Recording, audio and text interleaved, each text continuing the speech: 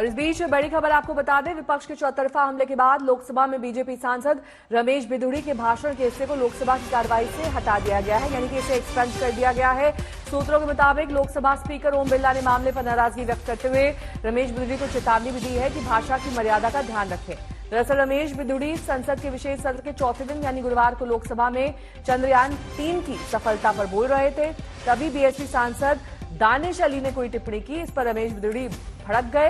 उन्होंने लोकसभा में दानिश अली के खिलाफ अमर्यादित शब्दों का इस्तेमाल किया।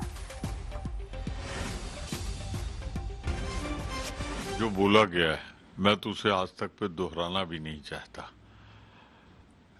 क्या कोई सांसद और भाजपा का जो अपने को कहे वो इस तरह की अशोभनीय बातें कह सकता है? मैंने तो चूंकि विजुअल्स देखे हैं।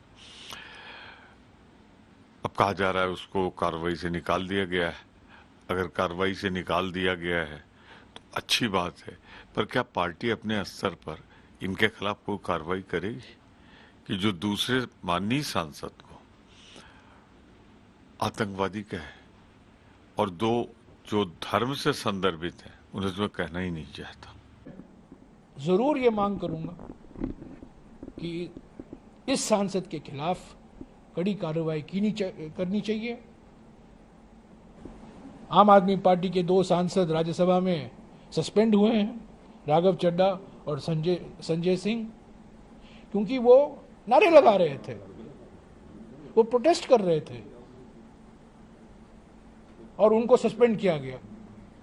और बिधूड़ी ने जो भाषा का इस्तेमाल किया है, मैं समझता हूं ये एक फिट केस है सस्पेंशन के लिए और इनके खिलाफ कड़ी सी कड़ी कार्रवाई की जानी चाहिए।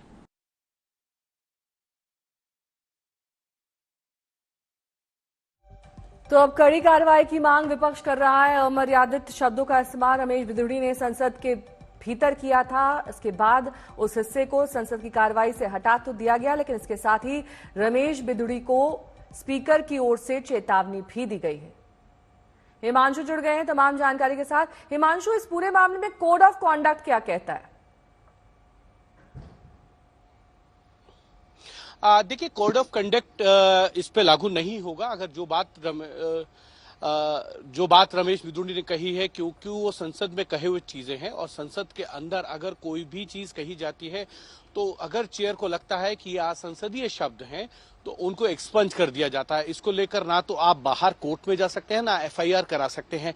इसीलिए आपने देखा होगा कि तमाम तरीके के जब आरोप प्रत्यारोप लगते हैं तो ज्यादातर सांसद जो है वो संसद में इस तरीके के आरोप लगाते हैं और इसीलिए जिससे कि आप ना तो उसको अदालत लेके जा सकते हैं उस मामले को, ना पुलिसी कार्रवाई के लिए कर सकते हैं। हाँ, इतना जरूर है, अगर चेयर को ये लगता है कि मामला प्रिविलेज का बनता है, किसी के विशेषाधिकार हनन हुआ है, किसी के खिलाफ गलत शब्दों का प्रयोग हुआ है, तो इस मामले को जो है प्रिविलेज कमेटी को भेजा जाता है।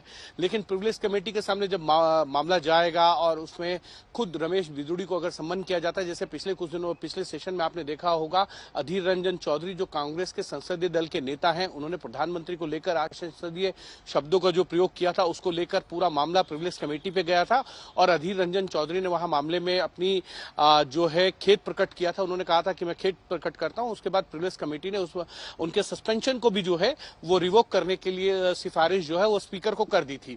तो ऐसे में विशेषाधिकार समिति के पास जो है ये मामला जाता है। अब देखना ये है कि विशेषाधिकार समिति के पास चेयर भेजते हैं नहीं भेजते, ये एक अलग चीज है, लेकिन देखना ये होगा कि पार्टी आला कमान क्या रमेश बिधूड़ी पर किसी तरीके से जो है उनके खिलाफ कोई कार्रवाई करती है या कोई एक्शन लेती है। वैसे कल नेहा जब ये पूरा मामला गरमाया था संसद में चंद्रयान में चर्चा के दौरान रात को, तब रमेश बिधूड़ी ने जब जिस तरीके के शब्दों का प्रयोग किया, उसके बाद रक्षा मंत्री राजनाथ सिंह सदन में आए और उन्होंने खुद से कहा कि देखिए जो मेरे सांसद ने कहा मैंने सुना नहीं है, अगर किसी को उससे कोई आपत्ति है, कोई उनको हार्ट हुआ है तो इसके लिए वो खुद व्यक्तिगत तौर पर खेद प्रकट करते हैं और उसके बाद संसद की कार्रवाई जो है सुचारू रूप से चली। बहुत बहुत शुक्रिया हिमांशु। बिल्कुल, और विपक्ष की ओर से लगातार ये कहा जा रहा है कि रमेश बिधूड़ी को सस्पेंड किया जाना चाहिए।